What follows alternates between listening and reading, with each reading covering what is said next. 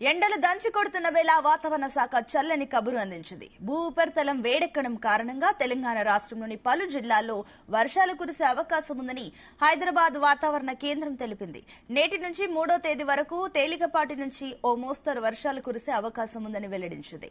ఆదిలాబాద్, నిర్మల్, కొమరంభీం, నిర్మల్, నిజామాబాద్, కామారెడ్డి, మహబూబ్ నగర్, వనపర్తి, జోగులాంబ, గద్వాల్, వికారాబాద్ తదితర జిల్లాల్లో వర్షం కురిసే అవకాశం ఉందని తెలిపింది. పలు చోట్ల ఈదురుగాలులు కూడా వీచే అవకాశం ఉందని వెల్లడించింది.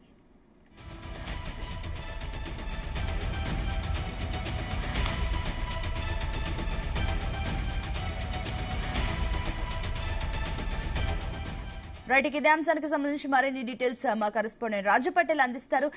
రాజు పటేల్, అటు ఈ నెల 3 తర్వాత బంగాళాఖాతంలో అల్పపీడనం ఏర్పడే అవకాశం ఉందని తెలుస్తుంది. అదేవిధంగా ఈ ఏప్రిల్ 3 వరకు కూడా కాస్త వాతావరణంలో చాలా మార్పులు ఉన్నట్లు కూడా తెలుస్తుంది. ఏంటి దీనికి సంబంధించిన డీటెయిల్స్?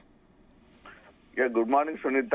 మనకు హైదరాబాద్ వాతావరణ శాఖ కేంద్రం చెప్పినటువంటి ఏదైతే వివరాలు ఉందో ఆ వివరాల ప్రకారమే మనకు తెలంగాణలోని రాష్ట్ర వ్యాప్తంగా కూడా అన్ని జిల్లాల్లో కూడా వాతావరణంలో మార్పులు నిన్నంచెల్లి మనకు సంభవిస్తున్నాయని చెప్పవచ్చు. ఎందుకంటే అంటే మొన్నటి వరకు అంతకు ముందు దాదాపు గత 15 రోజుల నుంచి కూడా తెలంగాణ వ్యాప్తంగా కూడా ఒక 3 రోజులు ఎండ, ఒక 3 రోజులు చల్లటి వాతావరణము, మళ్ళీ ఒక 2 రోజులు ఎండ, ఇలా ఒక డిఫరెంట్ వెదర్ మనకు తెలంగాణ వ్యాప్తంగా మనకు కనిపించింది. కానీ నిన్నటి నుంచి మాత్రము ఒక చల్లటి వాతావరణము తెలంగాణలో ఉందని చెప్పవచ్చు. అది కాస్త ఈ రోజు ఎక్కువైందని చెప్పవచ్చు. ఈ రోజు అంటే ఉదయం నుంచి కూడా చల్లటి మనకు ఈదురుగాలు వస్తున్నాయి, చాలా చల్లగా ఉంటుంది. రాత్రి కూడా అంటే నైట్ ఏదైతే మనకు ఉష్ణోగ్రత ఉన్నానో, సాధారణ ఉష్ణోగ్రత ఉన్నానో అదే మాత్రమే నమోదైంది. కానీ గతంలో అంటే నిన్నటి కంటే అంతకంటే ముందు రోజు నుంచి చూసుకుంటే మాత్రం రాత్రి ఉష్ణోగ్రతలు కూడా 1 నుంచి 2 డిగ్రీల సెల్సియస్ వరకు పెరిగాయి.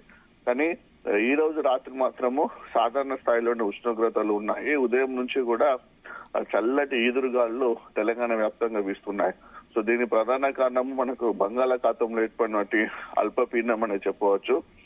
ఈ బంగాళాఖాతంలో ఏర్పడినటువంటి ఈ అల్పపీడనము వాయుగుండంగా మారడంతో ఇట్లా మనకు గాలి వీస్తుంది. సో ఇది మన దక్షిణ కోస్తా నుంచి అటు తూర్పు తమిళనాడు మీదుగా తెలంగాణకు ఈ గాలులు మనకు పవనిస్తున్నాయని చెప్పవచ్చు. దీంతో తెలంగాణ వ్యాప్తంగా కూడా చల్లటి ఈదురుగాలు వీస్తున్నాయి. అంటే ప్రస్తుతం అంటే ఈ రోజు మాత్రము చలికాలంలో ఏ విధంగా ఉదయం పూట వాతావరణం ఉంటుందో ఆ వాతావరణం కనిపిస్తుంది. కొన్ని చోట్ల కూడా మంచు కూడా పడ్డట్టుగా మనకు సమాచారం ఉంది. సో దీంతో అంటే 3వ తారీఖు ఇలా మనకు 1వ తారీఖు ఏప్రిల్ 1 ప్రారంభమైంది. రేపు ఎల్లుండి 3వ తారీఖు నుంచి కూడా మరిన్ని ఈదురుగాలులు, చల్లటి గాలులు వీచి వడగళ్లతో కూడినటువంటి వర్షం పడే అవకాశం ఉంది. ముఖ్యంగా చూసుకుంటే మనకు అటు నిజామాబాద్, కామారెడ్డి, జగిత్యాల, ఇటు నిర్మల్, దాంతో పాటు మనకి వచ్చేసి కరీంనగర్, సిరిసిల్ల, ఇటు పెద్దపల్లి జిల్లా, మంచిర్యాల ఈ ప్రాంతాల్లో ఎక్కువగా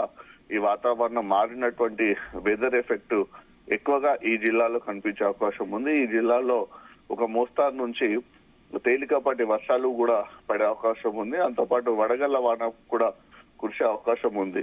సో వాతావరణంలో సడన్ గా ఈ సంభవించినటువంటి ఈ మార్పుల వలన, ఈ చల్లటి వాతావరణం వల్ల ప్రజలైతే ఎండ నుంచి, వేడి నుంచి ఉపశమనం పొంది కొంచెం రిలాక్స్ అవుతున్నారని చెప్పవచ్చు. ఎందుకంటే విపరీతమైనటువంటి ఉష్ణోగ్రతలు మనకు మార్చి నెలలో నమోదయ్యాయి.